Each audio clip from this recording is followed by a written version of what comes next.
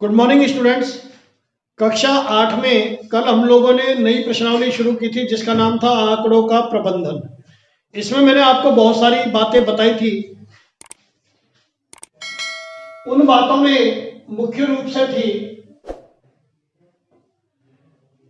कि आंकड़े क्या होते हैं, इसकी परिभाषा,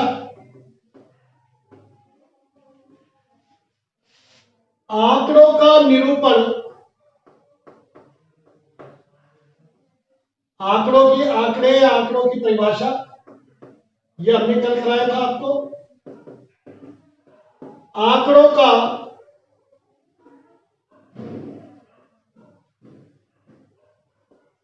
निरूपण कितने प्रकार से, चित्रालेख यानी कि आलेख्य विधि द्वारा, दंडालेख जिसमें एकल दंड और द्विदंड होते हैं,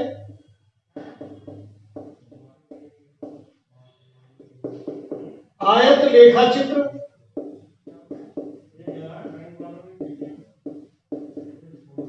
बारंबारता बहुभुज,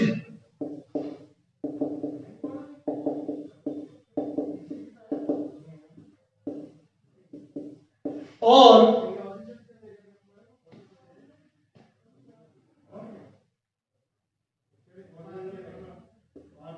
वृत्तीय चार्ट, पाई चार्ट, वृत्तीय आलेख। इनके द्वारा विभिन्न आंकड़ों को प्रदर्शित किया जाता है, निरूपित किया जाता है और आलेखीय विधि द्वारा उनको हल किया जाता है। अलग अलग क्लासेज में अलग अलग लेवल पर अलग अलग प्रकार के ग्राफ आपके कोर्स में आएंगे। उनको जैसे जैसे आते जाएंगे मैं आपको बताता जाऊंगा। फिर हमने किया था कल आंकड़ों यथा आंकड़े, यानी कि रॉ डाटाज। इसके बाद कराया था मैंने आपको आंकड़ों का व्यवस्थित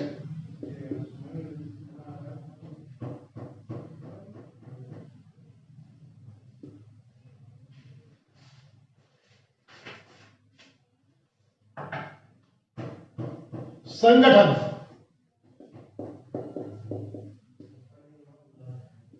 इसमें हमने आपको बारंबारता बंटन के बारे में बताया था, सारणीबद्ध करके बताया था कि आंकड़े सारणीबद्ध करके कैसे बनेंगे, मिलान चिन्हों द्वारा। अब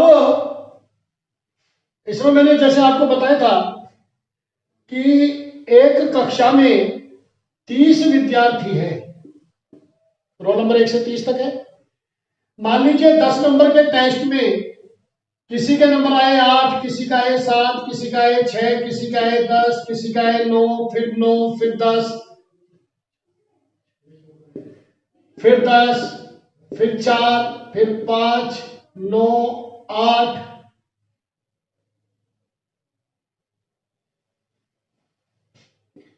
7, 7 और 5,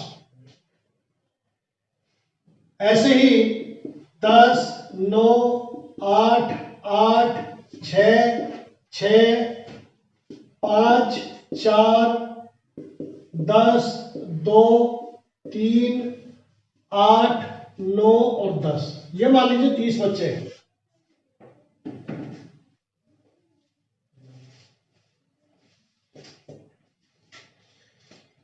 अब इनको सारणी में मैंने आपको निरूपित करना बताया था कि आप सारणी में कैसे इनको निरूपित करेंगे।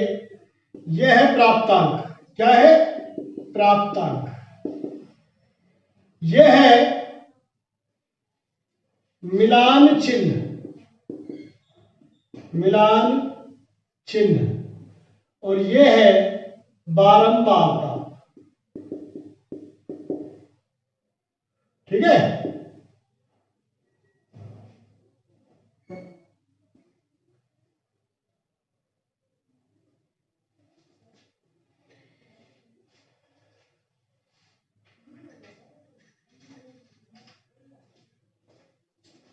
तो देखिए, ये हमने करेक्शन इसलिए किया है कि ताकि आपको आसानी से समझ में आ जाए।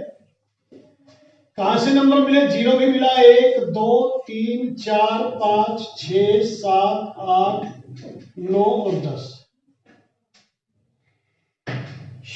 अब हम कैसे करते थे? 8 के आगे एक घंटा लगाया, फिर 7 के आगे मिलान चिन्ह लगाया, 6 के आगे मिलान चिन्ह लगाया, 10 के आगे लगाया, 9 दो बार 9 के आगे लगाया, फिर 2 बार 10, 1 2, फिर 2 बार 10, 4 5, 4 के आगे 5 के आगे, 9 8, फिर 9 के आगे 8 के आगे, 7 7, 2 बार 7 के आगे, फिर 5 आगे, फिर 10, फिर 9, फिर 8, फिर 0 भी है एक जोड़ का नंबर, फिर 6 ये 6 ये 6, 5 4 5 4, 1 2 3 1 2 3, 8 9 10 7 8। अब देखो ये 4 हो गई लाइन, 1 2 3 4, 5वीं लाइन को काट देते हैं, 9 10 और 7। अब इनकी बारंबारता लिखो, कितने डंडे हैं? 1, फिर 1, फिर 1, फिर 1, फिर 2, फिर 3, इसके बाद 3, इसके बाद 4, इसके बाद फिर 4, फिर एक डब्बा पैकेट बन गया। अगर आगे और बारंबारता आती तो थोड़ा गैप देके लिखेंगे, 5 और 5। इनका टोटल 30 होना चाहिए, 5, क्योंकि 30 विद्यार्थी बोला है शुरू में, 5 10 18 और 6 24 26 और 4 30, इनका टोटल आया 30। टोटल को सांख्यिकी में बोलते हैं सिग्मा, सिग्मा, ये इसका चिन्ह है। इस तरह से ये प्लस का, ये माइनस का, ये गुणा का, ये भाग का, ये टोटल का सिग्मा। ओके, ये समांतर का, ये है समांतर का, ये से बड़ा का, ये से छोटा का, ये से बड़ा और बराबर का, ये से छोटा और बराबर, बहुत सारे चिन्ह होते हैं, इनमें से ये चिन्ह सिग्मा है। सिग्मा एफ बराबर 30। यहां तक कल मैंने आपको बताया था। अब अगर और बड़ा बंटन हो, मान लीजिए विद्यार्थियों की संख्या 100 या 200 और टेस्ट हुआ 100 नंबर का, तो फिर आंकड़ों को कैसे लिखेंगे?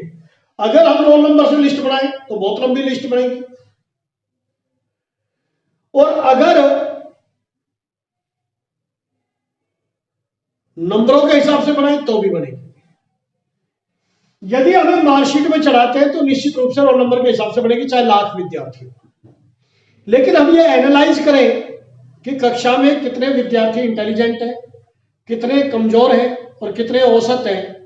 एक निष्कर्ष पर पहुंचने के लिए या आंकड़ों को संकुचित करने के लिए या आंकड़ों का शॉर्ट रूप करने के लिए उस बड़े आंकड़ों को, जिनकी संख्या बहुत ज्यादा हो, हम बनाते हैं फिर आंकड़ों का व्यवस्थित रूप, यानी कि वर्गीकृत बंटन, वर्गीकृत बारंबारता बंटन।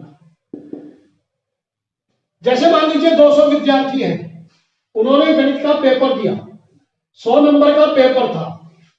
अब विद्यार्थियों के अलग अलग नंबर आए, किसी के 68, किसी के 70, किसी के 90, किसी के 100, किसी के 92। तो उन अंकों से निष्कर्ष पर पहुंचने के लिए हम क्या करेंगे ताकि वो सारणीबद्ध हो जाए? हम लोग यहां पर वर्ग बना देंगे।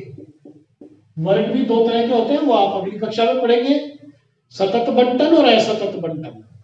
फिलहाल आपके कोर्स में सतत बंटन है जो कि मैं करा रहा हूं। वर्गीकृत बंटन का यह रूप देखेंगे। वर्ग 0 से 10 के बीच कितने विद्यार्थी, 10 से 20 के बीच कितने विद्यार्थी, 20 से 30 के बीच कितने विद्यार्थी, 30 से 40 के बीच कितने, 40 से 50 के बीच, 50 से 60 के बीच और 60 से 70 के बीच। मान लीजिए 70 नंबर का पेपर, 100 का होता तो 100 तक ले जाते।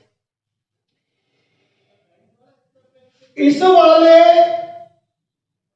अवयव को निम्न सीमा बोलते हैं, छोटी सीमा निम्न सीमा, इसको एल से प्रदर्शित करते हैं, लोअर लिमिट।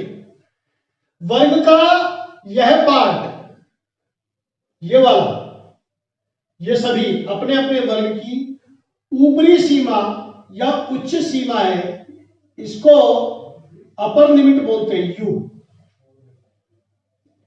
और इनका अंतर, सबका अंतर कितना कितना है, 10-10, इसको बोलते हैं वर्ग अंतराल। वर्ग अंतराल ये सभी में साधारणतया समान होता है। ऐसा बंटन जिसके एक वर्ग की उच्च सीमा दूसरे वर्ग की निम्न सीमा के बराबर हो, उसको बोलते हैं सतत बंटन। और अगर ये नंबर ऐसे होते 0, 9, 9 तक यहां आएंगे, 10, 19, 10 से 19 यहां आएंगे, 20, 29, 30, 39, 40, 49, 50, 59, 60 और 60 से ऊपर, तो ये वाला बंटन असतत बंटन कहलाता। ये अभी आपके कोर्स में फिलहाल नहीं है, अपन इसी की बात करेंगे। अब मामला यह है, जिस विद्यार्थी के 30 नंबर है वो कौन से ग्रुप में रहेगा, इसमें या इसमें? तो हमेशा ऊपरी सीमा या निम्न सीमा वाले विद्यार्थी को अगले ग्रुप में भेजा जाता है। जैसे 30 नंबर आए तो इस वर्ग की ऊपरी सीमा है, तो इसको अगले ग्रुप में भेज दिया जाएगा। तो 0 से 10 के बीच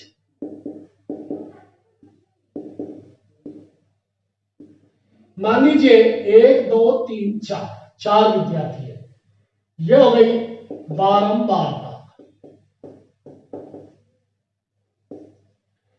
10 से 20 के बीच 1, 2, 3, 4, 5, 1, 2, 3, 4, 5 और 1, मान लीजिए 11 विद्यार्थी। 20 से 30 के बीच 1, 2, 3, 4, 5, 1, 2, 3, 4, 5, 1, 2, 3, 4, 5। हाँ, एक चीज और ध्यान रखना, कई किताबों में इसको ऐसे काटा हुआ है और कई किताबों में 1, 2, 3, 4 ऐसे काटा हुआ है। सॉरी, 1, 2, 3, 4, 5, 1, 2, 3, 4, 5, 1, 2, 3, 4, 5 और 1, 2, 3, 4, 5, मान लीजिए ऐसे काटा हुआ है। ऐसे काटे या ऐसे काटे, दोनों चलेंगे। अलग अलग बोर्ड की किताबों में अलग अलग ढंग से इसको काटा हुआ है। आपको केवल 5-5 के पैकेट बनाने हैं, वो भी अंतराल के हिसाब से। तो इसमें कितने विद्यार्थी हो गए, 20, सॉरी 15। इसमें कितने हुए, 20।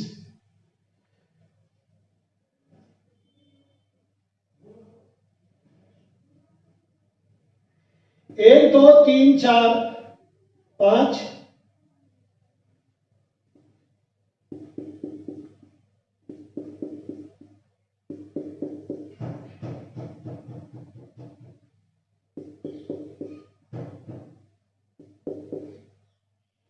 ये हो गए 24। 5, 10, 15, 20, 24।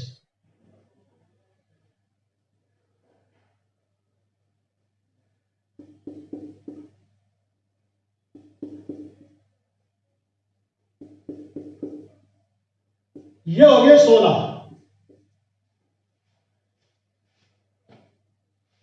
और ये हो गए 10।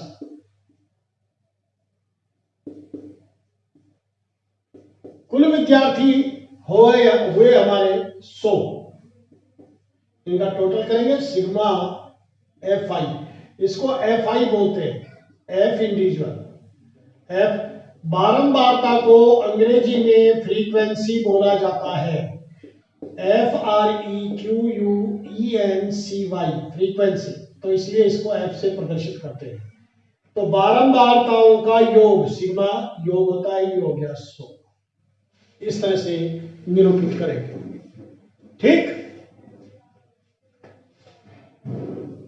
अपने सभी प्रकार के ये टॉपिक लगभग कंप्लीट हो चुके हैं और अब हम इनसे संबंधित प्रश्नों को और आलेखों को हल करेंगे।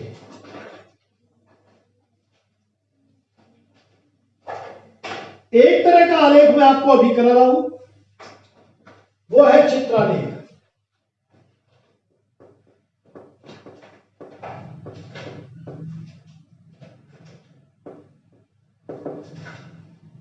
मान लीजिए एक कंपनी लेदर की या स्टैम्पर की गेंद बनाती है, राइट, और बल्ले भी बनाती है।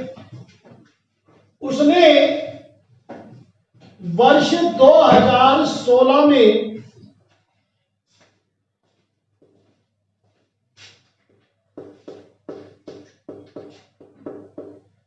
जो गेंदों का निर्माण था उसके आंकड़े इस प्रकार बताए कि वर्ष 2016 में हमारी कंपनी ने इतनी गेंदें बनाई।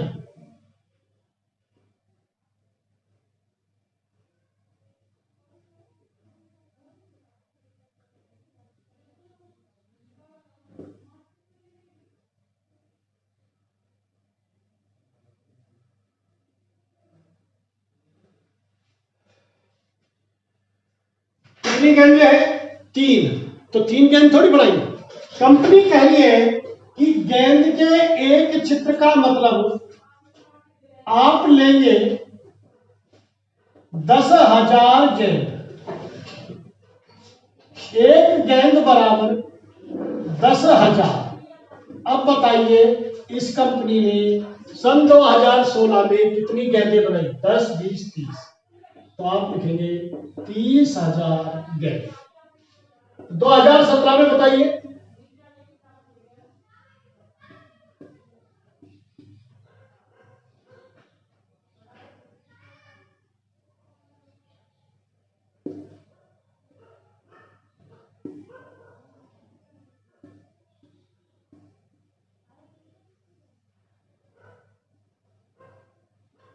कितनी बनाई?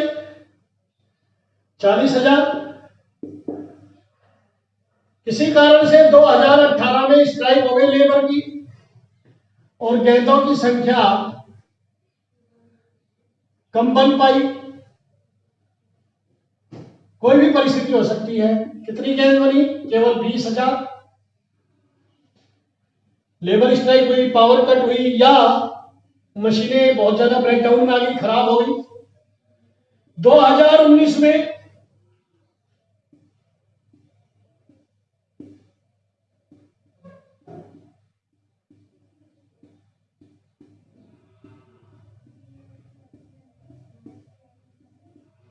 कितनी गेंदें बनी?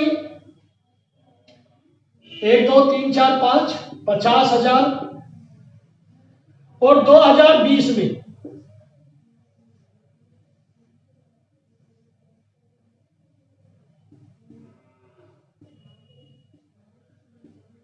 मान लीजिए कोरोना के चलते प्रोडक्शन कम हुआ, इस तरह से ये गेंद बनी। दो तो पूरी और ये अधूरी है। इसका मतलब 10,000, 20,000 और 5, 25,000 गेंदें बनी है। इनको बोलते हैं चित्रालेख। अब गेंद की जगह बल्ला भी हो सकता है, कार भी हो सकती है, साइकिल भी हो सकती है। किसी साइकिल निर्माता कंपनी ने साइकिलें बनाई, अब यहां पर साइकिल के चित्र आ जाएंगे। स्कूल बैग बनाए, बुक्स बनाई, किसी ने बुक्स छापी प्रेस में। तो इस प्रकार से चित्रों को आलेखित करके चित्रालेख बनाया जाता है। मान लीजिए एक ठेली वाले ने दिया कि साहब ये मेरे अमरूद है, एक जो अमरूद का चिन्ह है वो 10 किलो अमरूद बताएगा, तो कितने बेचे? 30 किलो। इस दिन कितने बेचे? 40 किलो। इस दिन कितने बिके? 20 किलो। इस दिन तो इस तरह से किसी भी चित्र को किसी संख्या द्वारा निरूपित करके और चित्रों को चित्रांकित करके जो आंकड़े समझाए जाएं वो चित्रालेख के अंतर्गत आते हैं। आज के लिए इतना ही बहुत है। यहां तक आप करके आए, पढ़कर आए, समझ कर आए, थैंक यू वेरी मच। कल आपको आलेखों के बारे में और जानकारी देंगे और प्रश्नावली चालू कराएंगे। Thank you very